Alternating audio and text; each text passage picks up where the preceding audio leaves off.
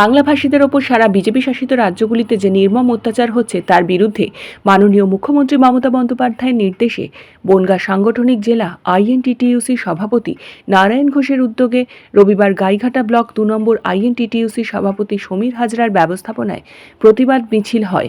মিছিলে উপস্থিত ছিলেন বনগাঁ সাংগঠনিক জেলা তৃণমূল কংগ্রেসের চেয়ারম্যান, রাজ্যসভার সাংসদ মমতা বালা ঠাকুর, বনগাঁ সাংগঠনিক জেলা আইএনটিটিইউসি সভাপতি নারায়ণ ঘোষ, বনগাঁ সাংগঠনিক জেলা তৃণমূল মহিলা কংগ্রেসের সভানেত্রী ইলা বাগচি, জেলা পরিষদের সদস্য অভিজিৎ বিশ্বাস, জেলা যুব সভাপতি সব্যসাচী ভট্ট, নরোত্তম বিশ্বাস সহ অন্যান্য নেতৃবৃন্দরা।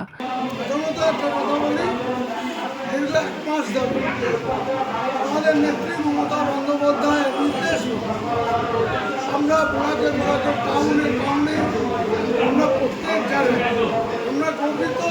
আমরা এই যে আমাদের নেত্রীর নির্দেশ, আপনারা জানেন কেন্দ্রের লক্ষ্যজনক সরকার, যে সরকার 14 সালে বলেছিল যে আমাকে ক্ষমতায় আনুন, আমি জিরো ব্যালেন্সে 15 লক্ষ টাকা দেবো এবং বছরে 2,200 কোটি মানুষের চাকরি দেবো। তা এখনো পর্যন্ত একজনকেও দেয়নি। এই লক্ষ্যজনক সরকার খালি মানুষের ধাপ্পা দেওয়া।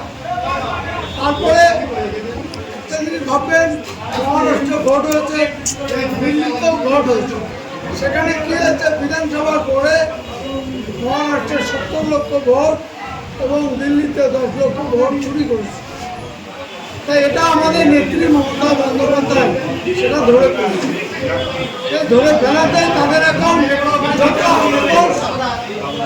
বাংলার সে বাংলাকে কিভাবে নষ্ট করা যায়, কিন্তু না বাবা না, বাংলাকে এইভাবে নষ্ট করা যাবে না। আমরা গর্বিত, আমরা বাঙালি। আমরা দেশ স্বাধীন করার সময় আমাদের বাঙালির ভূমিকা কী ছিল আপনারা জানেন।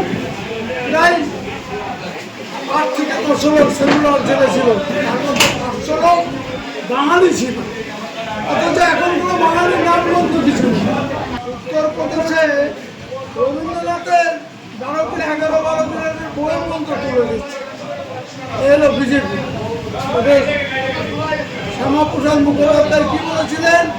দেশ স্বাধীন হওয়ার আগে এদের মতো লক্ষজনক তিনি হয়তো বলতেন দেশটাকে স্বাধীন করো, কিন্তু দেশ ভাগ করতে বলেনি, আর আমাদের মধ্যে দাঙ্গা বাজাতে বলেনি।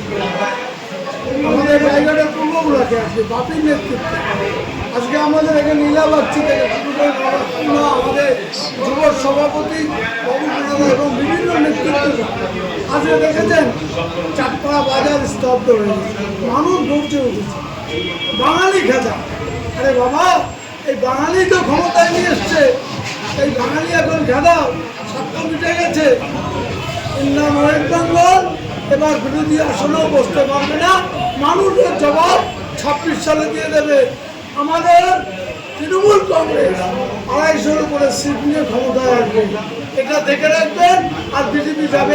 Bureau report, news N24।